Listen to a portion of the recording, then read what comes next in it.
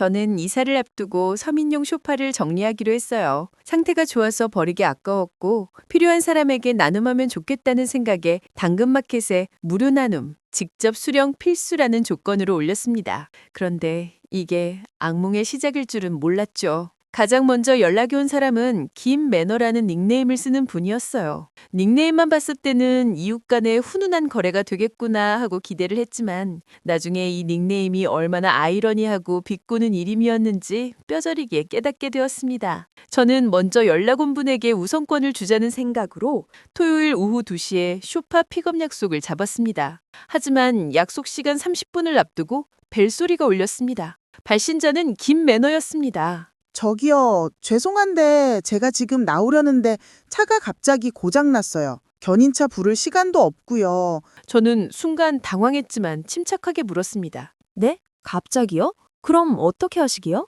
김 매너는 전혀 미안한 기색 없이 황당한 요구를 꺼냈습니다. 무료 나눔이면 동사하는 셈치고 집까지 끌고 와주시면 안 될까요? 저희 집까지 차로 30분이면 올 수 있어요. 저는 어이가 없어서 말문이 막혔습니다. 아니요. 제가 올린 조건이 직접 수령이에요. 배송은 어렵습니다. 김 매너의 목소리에 짜증을 섞어 말했습니다. 에이, 무료로 주는 거 아니에요. 그럼 이 정도 수고는 좀 도와주시면 안 되나요? 저도 평일은 일하느라 바빠서 오늘밖에 시간 없어요. 저는 단호하게 거절했습니다. 조건이 안 맞으시면 거래 어렵습니다. 결국 그는 알았어. 그럼 제가 내일 다시 갈게요. 일요일 오후 3시로 다시 잡아봐요.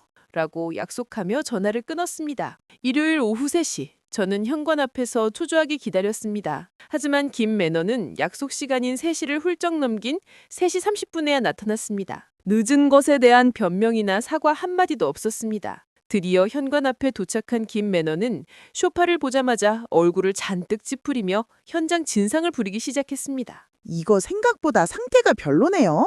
여기 보세요. 여기 미세한 흠집도 있고 제가 사진을 확대해서 못 봤는데 이 정도면 그냥 버려야 하는 거 아니에요? 제가 올린 사진에 모두 명시되어 있던 미세한 자국이었습니다. 저는 침착하게 대응했습니다. 사진에도 있던 부분이고 이 정도 사용감은 당연히 있습니다. 쓰기엔 전혀 문제 없어요. 그러자 김 매너는 기가 막힌 요구를 했습니다. 아니, 이 정도면 거의 폐기물 수준인데요?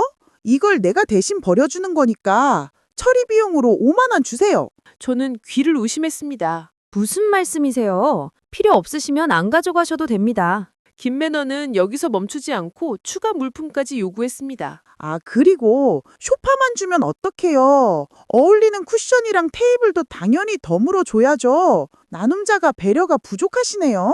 제 인내심은 이미 바닥을 쳤습니다. 저는 더 이상 이 진상을 상대할 가치가 없다고 판단하고 쇼파를 다시 현관 안쪽으로 강하게 끌어당겼습니다.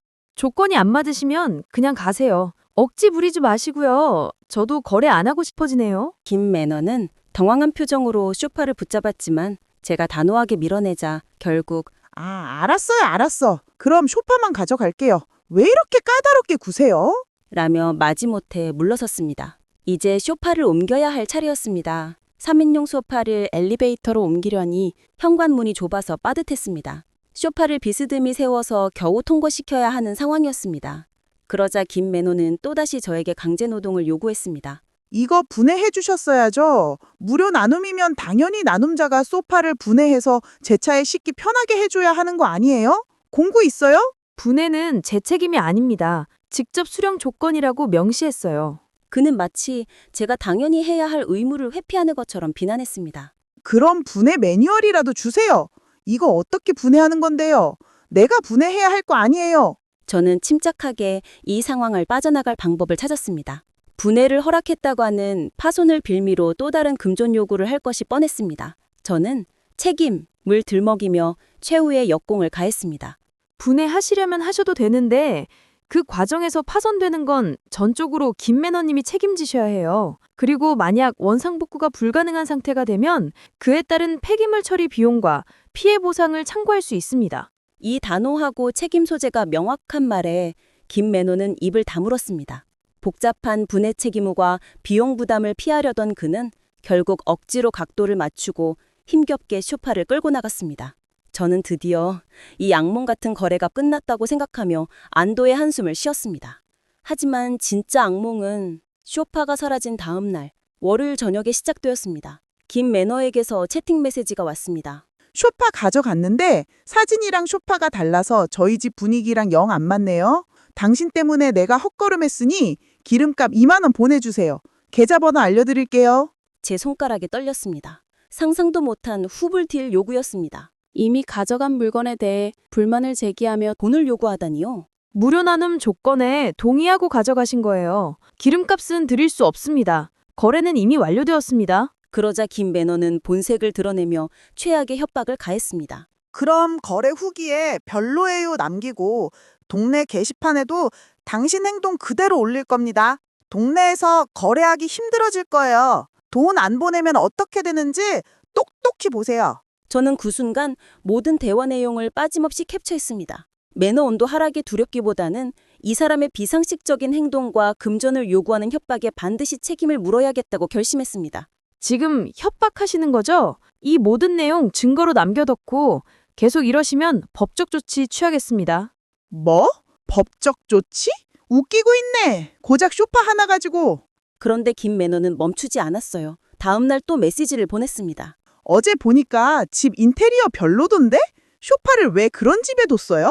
그리고 당신 다른 나눔 물품 목록 봤는데 그거 말고 다른 귀한 것도 있을 것 같은데 그것도 그냥 나한테 다 줘요. 어차피 이사 가잖아요. 저는 더 이상 이 사람의 비상식적인 행동을 용납할 수 없었습니다. 저는 지난 4월간 김 매너가 저에게 행했던 모든 비매너 행동, 황당한 금전 요구, 매너 온도 협박, 그리고 사생활 침해 시도를 시간 순으로 정리했습니다. 그리고 이 모든 증거 자료를 첨부하여 당근 고객센터에 신고했습니다.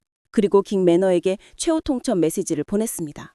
저는 당근마켓 고객센터에 피해 신고를 했고 운영팀은 제 신고와 함께 제출한 메시지 및 대화 기록을 바탕으로 상대 계정을 정지했습니다. 이후 저는 확보한 채팅 내역, 협박 문자, 계좌 이체 내역 등을 바탕으로 경찰청 ECRM을 통해 정식 민원 신고를 했고 관할 경찰서에 방문해 진술하며 사건이 접수되었습니다.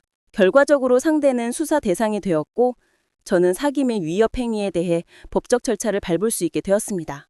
이 경험을 지역 커뮤니티에 올렸습니다. 비슷한 피해를 겪었던 분들의 응원과 공감이 이어졌습니다. 무료 나눔이라고 해서 당연히 희생해야 한다는 건 말이 안 됩니다.